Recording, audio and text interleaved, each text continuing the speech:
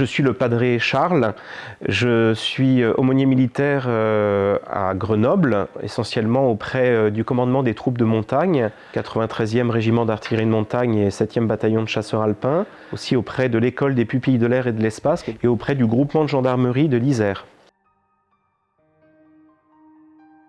J'ai la particularité d'être né dans le diocèse aux armées puisque mon père a 38 ans d'armée de l'air. Mes deux grands-pères étaient aussi militaires, un grand-père pilote, un grand-père spahi. J'ai fait ma première communion à l'hôpital Bégin, hôpital d'instruction des armées, donc j'ai vraiment grandi là-dedans. J'agis sur plusieurs sites totalement différents. Dans la même journée, je peux être le matin donc avec des élèves de lycée de défense, puis ensuite partir en début d'après-midi, rencontrer des gendarmes sur le terrain, et ensuite le soir être en montagne ou en forêt avec des chasseurs alpins. Et moi, je conçois la mission comme une présence, une visibilité, une présence et d'être là où ils sont.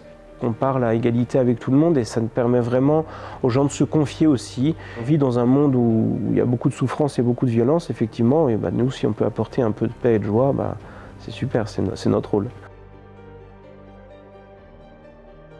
Le diocèse aux armées permet justement de pouvoir s'occuper des militaires et de leurs familles, dans tous les aspects qu'on ne peut pas faire habituellement en étant un prêtre civil. Voir les aumôniers, les prêtres, les padris qui vont porter la tenue des unités qu'ils desservent, eh bien, en fait, on les rejoint dans ce qu'ils sont. Pendant les confinements, Monseigneur Antoine de Romanet, évêque aux armées, a demandé à plusieurs prêtres, dont moi, de pouvoir chanter pour rejoindre les militaires et leurs familles, puisqu'on était tous bloqués, quoi. Enfin, c'était un peu compliqué de faire notre mission. Et par le chant et par des musiques diffusées sur Internet, ça nous a permis de rejoindre énormément de monde. Je prie particulièrement pour eux. Je ne peux pas être partout au même moment, mais même là, en train de vous parler devant cette caméra, je pense particulièrement à eux dans mon cœur tous les jours, comme je le fais à chaque messe que je célèbre, puisque la messe est célébrée tous les jours pour eux.